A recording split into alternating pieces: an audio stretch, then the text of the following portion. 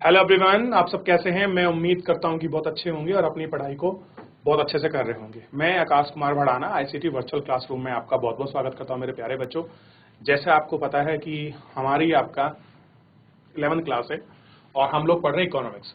भारतीय अर्थव्यवस्था के विकास के क्रम में ही हम लोग चैप्टर नंबर 3 को पढ़ रहे हैं, जिसमें है उदारीकरण, निजीकरण और वैश्वीकरण की एक समीक्षा, यानी कि एलपीजी, लिबराइजेशन, प्राइवेटाइजेशन और आपका ग्लोबलाइजेशन की एक हम लोग समीक्षा करेंगे, रिव्यू करेंगे कि आखिर में उदारीकरण, निजीकरण, वैश्वीकरण सबसे पहले पढ़ेंगे ये है क्या। इसके बाद हम इनके लाभ को देखेंगे और कैसे इन्होंने भारतीय अर्थव्यवस्था में अपना योगदान दिया उसको देखेंगे, और इनको आपका देखने बाद फिर हम एक समीक्षा करेंगे, रिजल्ट, एक कंटेंट पर पहुंचेंगे कि आखिर में इन सबको करने से हमारी भारतीय अर्थव्यवस्था को क्या प्रगति मिली, क्या विकास मिला, कब ये शुरू की गई थी और क्यों महत्वपूर्ण थी।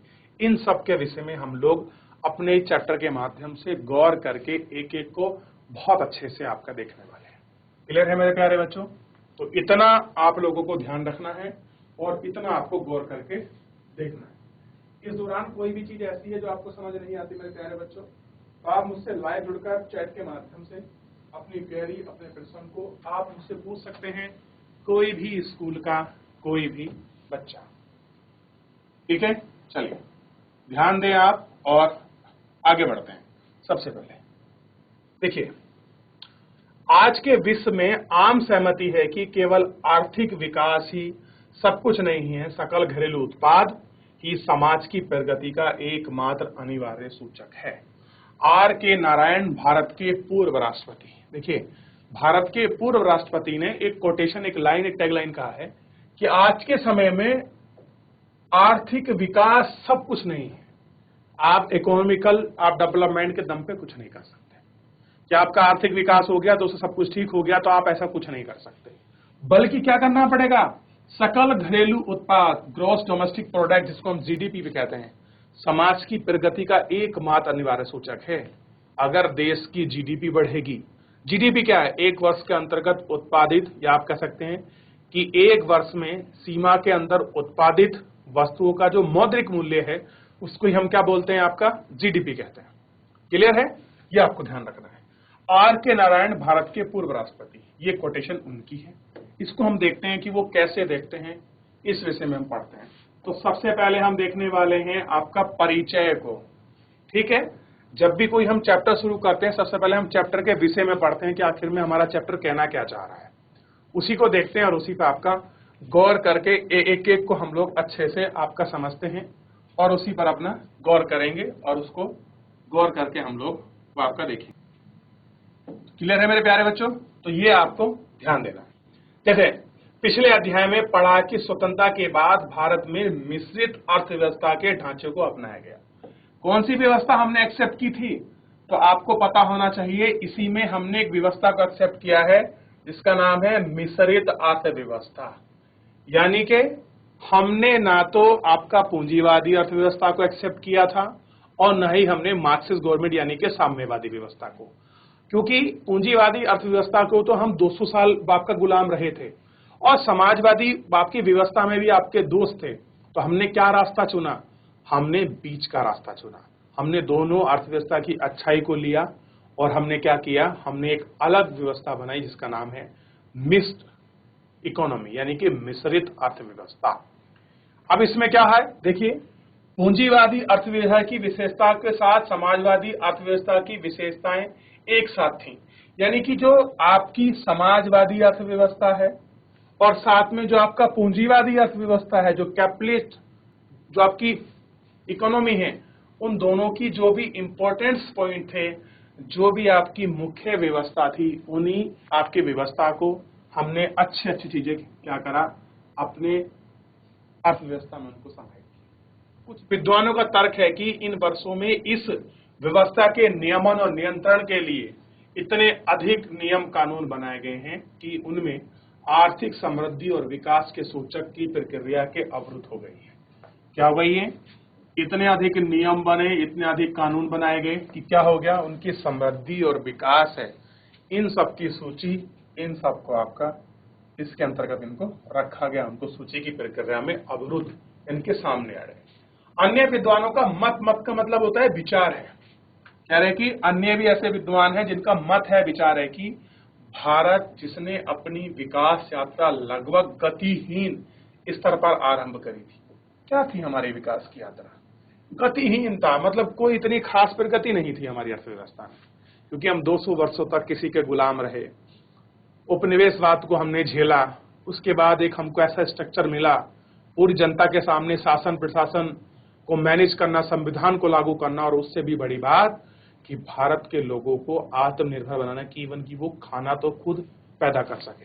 तो हम ऐसी स्थिति में थे कि हमारे पास भूखमरी जैसी कंडीशन बहुत बड़ी व्याप्त होने वाली थी। जब बचत में समृद्धि और विविधतापूर्ण औद्योगिकरण आधार है तथा जो विभिन्न वस्तुओं का उत्पादन करता है, साथ ही कृषि उत्पादन की निरंतर वृद्धि द्वारा खाद्य सुरक्षा को सुनिश्चित हो चुकी है। आप कह रहे हैं जो कृषि उत्पादन है, क्या आपको ध्यान देना है, क्या है जो कृषि उत्पादन है वो निरंतर क्या कर रहा है, वृद्धि एवं खाद्य सुरक्षा को क्या करता है, सुनिश्चित करता है। ये सारी चीज कैसी हो, वो आपका फिक्स हो, उनको थोड़ा सा आपका देख लेते हैं। ठीक, वर्ष 1991 में भारत को विदेशी ऋणों के मामले में संकट का सामना करना पड़ा। सरकार अपने विदेशी ऋण से या विदेशी ऋण के भुगतान करने की स्थिति में नहीं थी। क्या कह रही जो सरकार है वो आपको विदेशी ऋण करने की भुगतान की स्थिति में नहीं थी।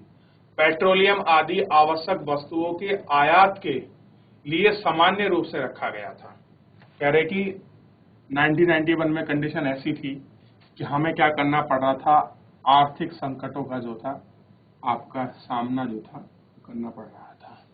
हमारे सामने जो था आर्थिक आपका संकट था और विदेशी ऋण के भुगतान करने की स्थिति में नहीं थी, और तथा पेट्रोलियम आवश्यक वस्तुएं आयात करने के लिए हमारे पास सामान्य रूप से विदेशी मुद्रा केवल 15 दिन के लिए आवश्यक बची थी।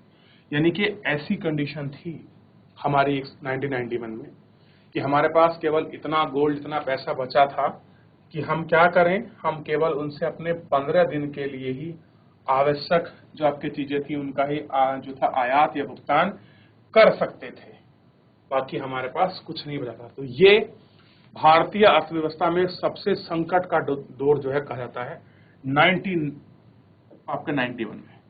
कह रहे ये वो दौर है जो सबसे ज्यादा आपके संकट में हमारी स्थिति में रहा और जिसे हमने बहुत गहनता से आपका देखा।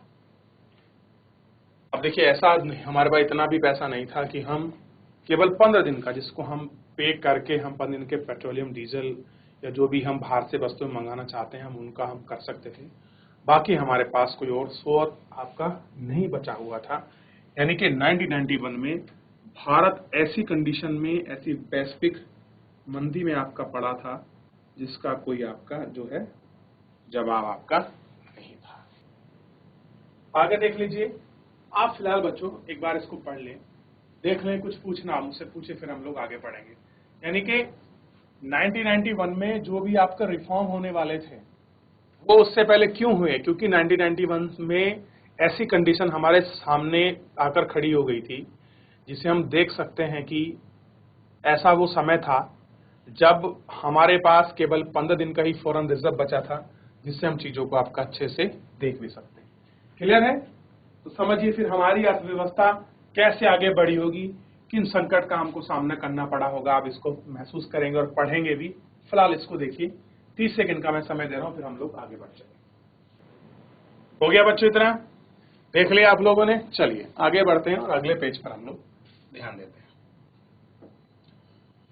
इन सभी कारणों से सरकार ने कुछ नई नीतियों को अपनाया और इसमें हमारा विकास रणनीति का दिशा, संपूर्ण दिशा ही बदल गई। और इससे क्या हुआ कि जो हमारी राजनीति की थी, जो आपका एक संपूर्ण दिशा हम कही जाती, वो सारी चीजें इसमें चेंज हो गई। इस अध्याय में हम आर्थिक संकट की पृष्ठभूमि, सरकार द्वारा बनाई गई नीतियां और अर्थव्यवस्था के विभिन्न क्षेत्रों में उनकी नीतियों के प्रभाव पर विचार करेंगे। क्या है कि जो आर्थिक संकट था इसमें सरकार द्वारा जो है कौन कौन सी ऐसी नीति हैं जो सरकार ने उनको एक्सेप्ट किया है, तो अपनाई गई नीतियों को हम लोग देखेंगे। और व्यवस्था के जो विभिन्न आपके क्षेत्र हैं, उन क्षेत्रों पर, उन नीतियों पर हम लोग आपका प्रभाव पर जो है आपका उन पर विचार भी करेंगे। ठीक, उन प्रभाव और उन विचारों को हम लोग गौर करके आपका देखते हैं। क्लियर है? इतना आपको पता होना चाहिए। इस वित्तीय संकट का वास्तविक जो अगर आप देखोगे, इस संकट का जो आप अगर बात करोगे कि जो है वास्तविक उद्गम स्रोत है 1980 के दशक में भारतीय अर्थव्यवस्था के अकुशल प्रबंधन था। कह रहे जो 1991 में जो हमारे सामने आपकी मंदी का जो दौर पड़ा है, आपका रिसेशन हुआ, ये क्यों हुआ है? क्योंकि कह रहे हैं इसका अगर आप रियलिटी में देखोगे तो 1980 के दशक में भारतीय अर्थव्यवस्था का जो अकुशल यानी कि अन्य आपका मैनेजमेंट था, इस अकुशल प्रबंधन के कारण ये सारी चीजें हुई। सामान्य प्रशासन चलाने और विभिन्न नीतियों के क्रियान्वयन करने के लिए सरकार और सार्वजनिक उद्यम आदि के माध्यम से फंड जुटाती थी। सरकार क्या था कि पब्लिक सेक्टर से आपका फंड जुटा लेगी और अन्य चीजों से आपका फंड जुटा लेगी, इन फंड के माध्यम से चीजें करेगी। जब व्यय आय से अधिक होता है तो सरकार बैंकों, जनसामान्य, अंतर्राष्ट्रीय वित्तीय संस्थाओं से उधार लेने को बाध्यकारी होती है।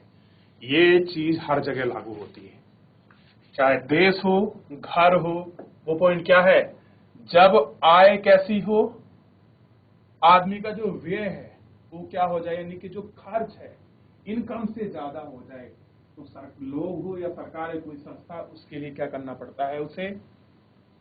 बैंक हो गए, जन सामान्य हो गए, अंतर्राष्ट्रीय आपके संस्थान हो गए जैसे IMF, world bank, Asian development bank, SIDBI इत्यादि से उधार लेने के लिए उनको बाध्य होना पड़ता है, क्योंकि सरकार तो चलानी है, देश तो चलाना है, उसके लिए पैसे की आवश्यकता होगी ही होगी। अपने घाटे का वित्त प्रबंधन कर लेती है और इसी को बोलते हैं घाटे का वित्त प्रबंधन। यानी कि कोई आपसे पूछे घाटे का वित्त प्रबंधन क्या है, तो कोई सरकार का खर्च अधिक हो, इनकम कम हो, ऐसी स्थिति को हम क्या बोलते हैं? घाटे का वित्तीय प्रबंधन कहते हैं। इतना पढ़ लीजिए, फिर आगे बढ़ते हैं। देख लीजिए आप इसको, कितने बच्चों ने देखा? चलिए, तो ये घाटे का वित्त प्रबंधन है, इसी प्रकार वह करना पड़ता है। और कह रहे हैं कि जब घाटे का वित्त प्रबंधन है तो इसी प्रकार से करना पड़ता है। कच्चा तेल आदि आयात के लिए डॉलरों में भुगतान करना होता है। कुछ आपको मंगवाना है, कुछ आयात करना है, तो देखिए जितना भी आपका इंटरनेशनल ट्रेड होता है वो डॉलर में होता है, क्योंकि डॉलर ऐसी एक्सचेंज मनी है जो हर देश उसको एक्सेप्ट करता है और डॉलर में ही हमारा भी ट्रेड होता है। क्लियर है? ठीक, और जितना भी ट्रेड होगा करना पड़ेगा। ये डॉलर हम अपने उत्पादन के निर्यात द्वारा प्राप्त करते हैं, और जितना हमने उत्पादन किया है हम उसको एक्सपोर्ट करेंगे, उसके द्वारा ही हमको प्राप्त होता है। ठीक, इस अवधि में सरकार की विकास नीतियों की आवश्यकता रही, क्योंकि राजस्व कम होने पर बेरोजगारी, गरीबी, जनसंख्या विस्फोट के कारण अपने राजस्व पर अधिक खर्च करना पड़ा। कारण क्या हुआ? देखिए, यह अवधि थी जब सरकार के पास राजस्व का मतलब होता है पैसा, यानी कि टैक्स, जिससे आपकी सरकार चलती है, देश चलता, वो कम होने लगा। अब ये कम हुआ तो लोक कल्याण की नीतियां कैसी होंगी? कम। तो इसके लिए यानी कि बेरोजगारी छाने लगी देश में, गरीबी बढ़ने लगी, और साथ में क्या हुआ? जनसंख्या विस्फोट, यानी कि भारत की जनसंख्या बहुत ज्यादा स्पीड से बढ़ रही थी। क्लियर है? और जनसंख्या विस्फोट के कारण वो क्या कर रहे थे? अधिक राजस्व खर्च करना पड़ता था। और क्या था? राजस्व अधिक खर्च हो रहा था, यानी कि पैसा जो था उनको अधिक खर्च करना पड़ा था। तो इस पैसा अधिक खर्च होने की वजह से ये सारी चीजें जो थी हमको देखने के लिए मिल रही थी। ठीक, ये थोड़ा सा आपको ध्यान रखना। अगर आप इसको देखोगे, इन सब चीजों पर बात करोगे, तो एक एक चीज और एक एक जानकारी आपको साफ हो जाएगी। आप इसको एक बार रिवीजन कीजिए, हम फिर आगे बढ़ेंगे। तो बच्चों, आप इसको अच्छे से देख सकते हैं और अच्छे से समझ भी सकते हैं कि जनसंख्या विस्फोट क्या थी, कैसे जनसंख्या निकल रही थी और इसका क्या संबंध है। तो आप इसको समझ सकते हैं कि राजस्व कम होने से किन किन चीजों पर आपका इम्पैक्ट पड़ता है। इन चीजों को आप बहुत अच्छे से समझ सकते हैं। नहीं, सरकार द्वारा चलाए जा रहे कार्यक्रम पर होने वाले व्यय के अतिरिक्त राजस्व की प्राप्ति नहीं हो पा रही थी। आप कह रहे हैं कि सरकार कुछ क्या चलाती है, कार्यक्रम, यानी कि कार्यक्रम का मतलब है कि सरकार लोक कल्याण के लिए कुछ योजनाएं चलाती है। अब योजनाओं पे क्या हो रहा था, जो व्यय मतलब जो खर्च है वो क्या था, मेरे बच्चों ध्यान देना है, वह जो आपका खर्च था वो अधिक था, और अधिक खर्च होने की वजह से राजस्व की जो प्राप्ति है वो नहीं हो रही थी।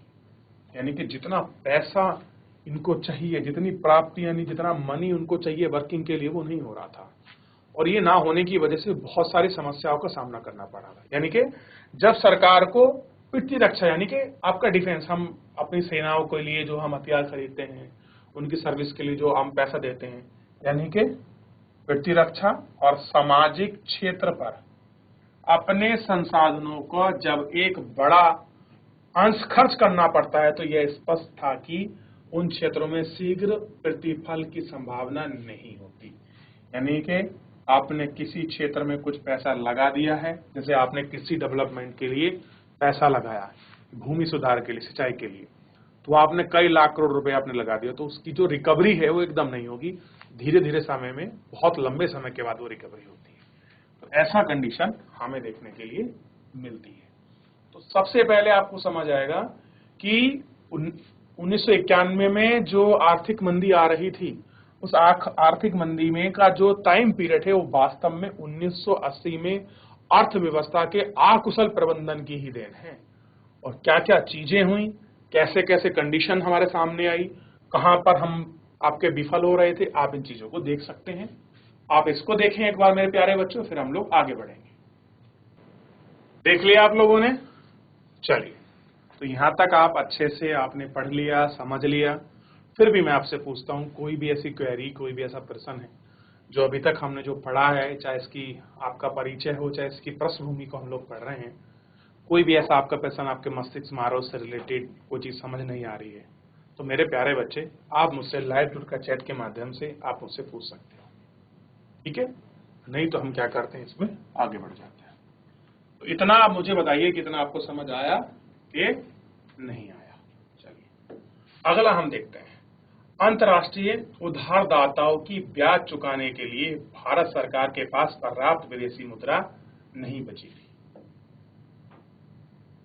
ये पॉइंट आपको समझ थोड़ा सा नहीं आएगा, मैं आपको समझा देता हूं। देखिए, जब हम आजाद हुए तो हमने उसके बाद विश्व बैंक से लोन लिया और बहुत सारी चीजें जहां से हमने लोन उठाया ताकि हम देश में अपनी योजनाओं को अच्छे से आपका चला सकें, और हमसे जो उसका राजस्व आएगा, उस राजस्व से हम ब्याज जो होता है, जो उसका ब्याज हमको पे करना होता है वार्षिक रूप से, तो वो ब्याज भी हमको आपको चुकाना होता है। मूल चुके ना चुके, लेकिन ब्याज चुकाना पड़ता है। तो हमारे पास स्थिति ये थी भारत सरकार के पास कि इतनी विदेशी मुद्रा भी नहीं बची थी कि हम विदेशी जो ऋण है उसको चुका दें। वो छोड़िए, 15 दिन के पास हमारे पास केवल इतना रिजर्व था कि हम 15 दिन का ही सामान खरीद सकते थे। सोचिए कैसा संकट है देश के सामने, कि देश आर्थिक रूप से कंगाल होने जा रहा है।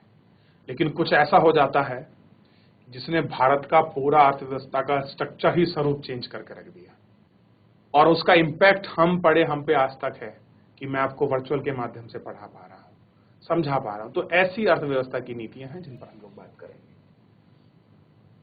इतना ही नहीं, कोई देश या अंतर्राष्ट्रीय निवेशक भारत में निवेश नहीं करना चाहता। अब ये हो गया था कि जो भी इंटरनेशनल आपके लेवल के जो इन्वेस्टर हैं, क्या करते हैं, कोई इन्वेस्टर मतलब किसको कहते हैं, निवेशक। मान लीजिए मेरे पास पैसा है और मैं भारत में आया हूं और मैं कोई अपनी कंपनी शुरू करना चाहता हूं। तो जब मैं भारत में कंपनी शुरू करूंगा तो मैं बहुत बड़ा आपका पैसा भारत में लेके आऊंगा, उसको मैं वहां आपका लगाऊंगा, फैक्ट्री लगाऊंगा, कुछ मान लीजिए कोई आपकी यूनिट शुरू करूंगा। तो जब वो शुरू होगी तो वहां के लोगों को रोजगार मिलेगा, काम मिलेगा, अब उसका प्रोडक्शन होगा, तो उस पर गवर्नमेंट को सेल टैक्स वगैरह, एक्साइज ड्यूटी वगैरह मिलेगी, फिर वो बाहर जाएगा, तो हमारा ट्रेड होगा, हमारा ट्रांसपोर्ट डेवलप होगा। तो जब ये सब चीज किसके माध्यम से होती है, जब कोई निवेश होता है। लेकिन मुसीबत की बात यह थी, भारत में कोई निवेश करना ही नहीं चाह रहा था, क्योंकि भारतीय कंडीशन कैसी हो गई थी, आर्थिक रूप से पिछड़ी और इकोनॉमिकल बैकवर्ड वाली हमारी कंडीशन हो गई थी। तो ऐसी स्थिति में थे। उस स्थिति में भारत ने अंतर्राष्ट्रीय पुनर्निर्माण और विकास यानी कि IDBI, जिसे सामान्यतः विश्व बैंक के नाम से जाना जाता है, यानी कि विश्व बैंक।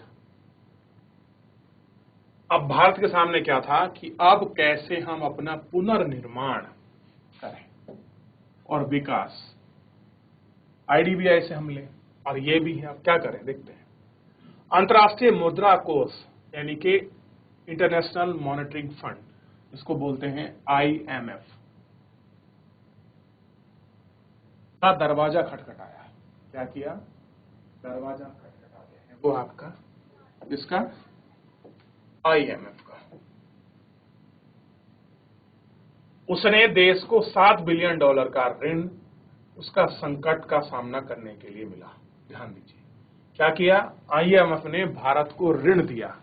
कितना? $7 बिलियन का।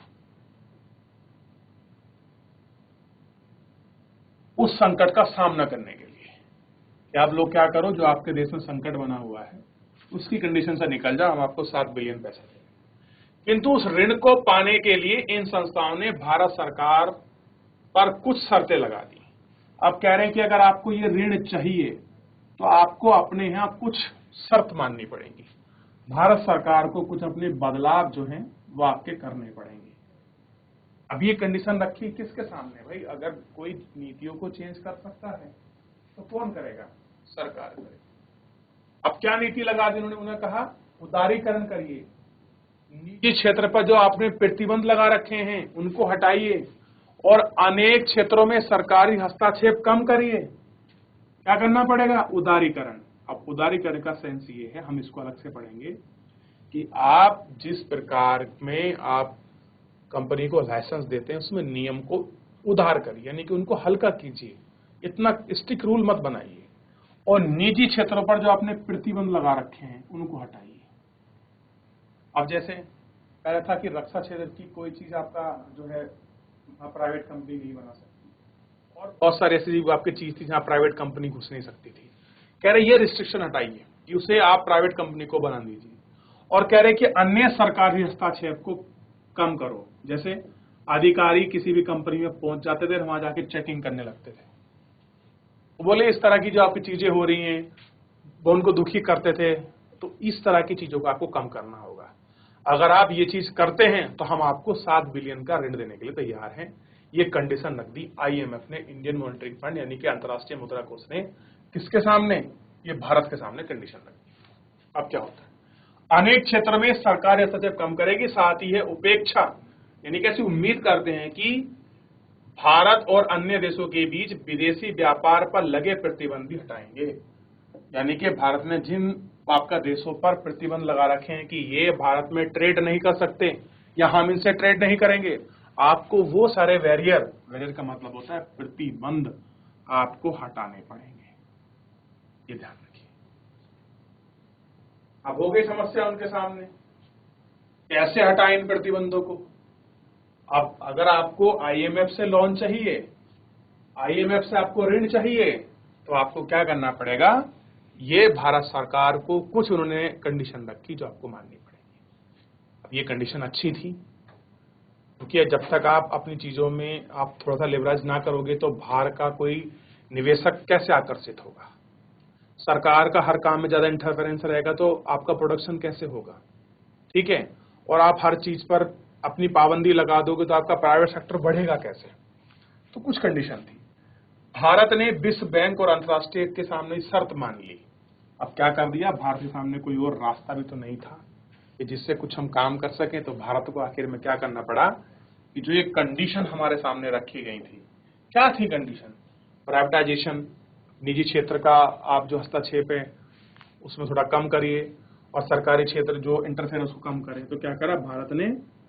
विश्व बैंक और अंतर्राष्ट्रीय मुद्रा कोष की जो शर्त है इनको मान ली और नई आर्थिक नीतियों की घोषणा की। अब यहाँ एक नीति घोषणा होने वाली जिसके विषय में हम लोग आपका पढ़ रहे हैं। अभी तो हम पृष्ठभूमि ही पढ़ रहे हैं और उसके प्रस्तावों को समझ रहे हैं क्या है, और कह रहे हैं कि नई आर्थिक नीति की घोषणा की, इस नई आर्थिक नीति में व्यापक आर्थिक सुधार को सम्मिलित किया गया। व्यापक का मतलब है बहुत बड़े लेवल पर, मार्क्स लेवल पर क्या किया गया, इसको आर्थिक सुधार का प्रयास किया गया। इन समस्त नीतियों का उद्देश्य अर्थव्यवस्था में अधिक समरसता और व्यावसायिक वातावरण की रचना करना है, फर्म के व्यापार में प्रवेश करना और उनकी समृद्धि में आने वाली बाधाओं को दूर करना था। क्या था कि उनकी जो आपकी समृद्धि है, उन समृद्धि में आने वालों की चीजों को लेकर आपका इन सब चीजों को आपका दूर करना था। इन नीतियों को दो उप समूह में विभाजित किया जा सकता है, स्थायीकारी उपाय तथा संरचनात्मक सुधार के उपाय। स्थायी उपाय अल्पकालिक होते हैं, जिनका उद्देश्य भुगतान संतुलन में आई कुछ त्रुटियों को दूर करना, यानी कि कुछ शॉर्ट टर्म के लिए हम उपाय करते हैं ताकि बैलेंस ऑफ पेमेंट आपका मेंटेन रहे। क्योंकि हमारा कोशिश क्या रहती है कि हम बैलेंस ऑफ पेमेंट, भुगतान संतुलन जो है उसको बैलेंस करके रखें। मैं आपको पढ़ाऊंगा इकोनॉमिक्स में कि बैलेंस ऑफ पेमेंट क्या है और कैसे हम बैलेंस ऑफ पेमेंट आपका मेंटेन करते हैं, इसको भी हम देखते हैं। मुद्रास्फीति का नियंत्रण करना, सरल शब्दों में इसका अर्थ है कि पर्याप्त विदेशी मुद्रा भंडार बनाए रखना। आप सिंपल है कि आप चाहते हैं कि इन्फ्लेशन आपके यहाँ मंदी ना हो। भाई अगर आपके यहाँ मंदी ना हो, आप चाहते हो, सिंपल है कि आप अपने यहाँ विदेशी मुद्रा भंडार यानी कि इतना डॉलर इकट्ठा करके रखें कि जिससे आपका ट्रेड में कोई दिक्कत नहीं है, आपको ये पैसा देना पड़े, आप तुरंत उठा के वो पैसे को दे दें और बढ़ती कीमत पर आप अंकुश लगाने में आवश्यक हो। मान लीजिए आपके यहाँ कल क्या होता है, सरसों के तेल और चावल के रेट अचानक बढ़ जाते हैं और आपके पास इतना पैसा नहीं है कि आप उस पैसों को देके बाहर से सरसों का तेल और चावल मंगा लें और भारत की कीमतों को जो कम कर लें। अगर आपने ऐसा नहीं किया तो भारत में कीमत बहुत ऊपर चली जाएंगी और महामंदी आपके यहाँ फैल जाएगी।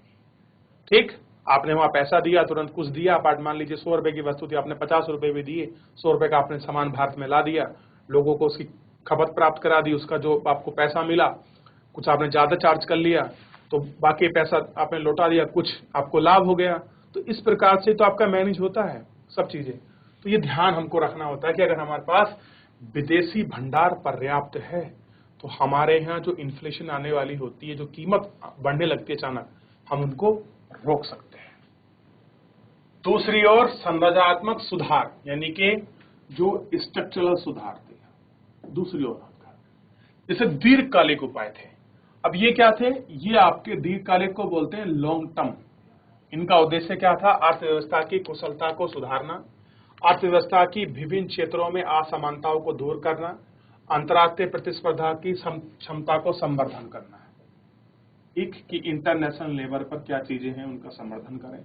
इस दृष्टि से सरकार ने अनेक नीतियां प्रारंभ की। इनके 3 उपवर्ग हैं। अब कह रहे हैं सरकार ने बहुत सारी ऐसी नीतियां की कि ताकि हम इंटरनेशनल आपके लेवल पर हम लोग क्या कर सके, कंपटीशन कर सकें। और कह रहे हैं कि 3 उपवर्ग बनाए इनके, और इन 3 उपवर्ग को ही हम एक एक करके पढ़ेंगे, जिसके विषय में बात करनी है। उदारीकरण, निजीकरण और वैश्वीकरण, यानी कि लिबराइजेशन, प्राइवेटाइजेशन और आपका ग्लोबलाइजेशन। तो ये थ्योरी जो आई है, ये थ्योरी कब आई है तो आपको पता होना चाहिए। ये थ्योरी हमको देखने के लिए मिलती है आपका, इसमें अच्छे से ध्यान रखिए, ये थ्योरी मिली 1991 के बाद। ये बाद हमको ये थ्योरी जो है, तीनों थ्योरी हमको देखने के लिए मिली है। ये वो दौर है जब भारत की अर्थव्यवस्था एक व्यापक रूप लेने वाली है। पहले तो हम बाप का ट्रेड भी नहीं करते थे भारत ना, बहुत कम। कह रहे हमारे से ट्रेड नहीं करेंगे, इसने हमारे साथ आपकी लड़ाई कर ली है, चाइना का हमारा युद्ध हो गया तो हम हमारे ट्रेड नहीं करेंगे। अरे युद्ध हुआ तो क्या हुआ, लेकिन हमको आर्थिक संबंध आज की तारीख में देखिए सरकार कैसे संबंध बनाती है, राजनयिक संबंध, आर्थिक संबंध, सामाजिक संबंध और आपका कल्चरल संबंध, ये सारे संबंध बना के रखती है। जब आपके पास कोई वस्तु नहीं है, आप दूसरे देश से मंगाएंगे, दूसरे देश की वस्तु नहीं है, वो आपसे मंगाएगा। इस तरह से ट्रेड होता है देश में, देख लिया आपने। तो इस पर हम लोग जो है विस्तृत से आपकी कल इन सभी पर, उदारीकरण, निजीकरण और वैश्वीकरण पर एक एक करके आपकी चर्चा करेंगे। तो फर्स्ट ऑफ ऑल बच्चों मैं ये कहना चाहूंगा, अभी जितना आपने पढ़ा है अभी तक हम आपका इस चैप्टर के पृष्ठभूमि को समझने की कोशिश कर रहे थे कि आखिर में एलपीजी आई क्यों है, उससे पहले की क्या कंडीशन रही है कि हमको ये रिफॉर्म करने पड़े। तो हमें पता लगा कि आरबीआई और आईएमएफ से ऋण लेने के कारण उन्होंने कंडीशन रखी कि आपको अपने यहाँ ये चीजें आपको सुधार करनी है, और ये सुधार के लिए 3 नीतियां आई थी, उदारीकरण, निजीकरण और वैश्वीकरण। इनको पढ़ेंगे, इनकी समीक्षा करेंगे। तो फिलहाल मेरे प्यारे बच्चों, आज के लिए इस लेक्चर में इतना ही। मिलते हैं नेक्स्ट लेक्चर में, तब तक अपना ध्यान रखिए, स्वस्थ रहिए, अपनी पढ़ाई को बहुत अच्छे से करते रहिए। मुझसे जुड़ने के लिए आपका बहुत बहुत धन्यवाद।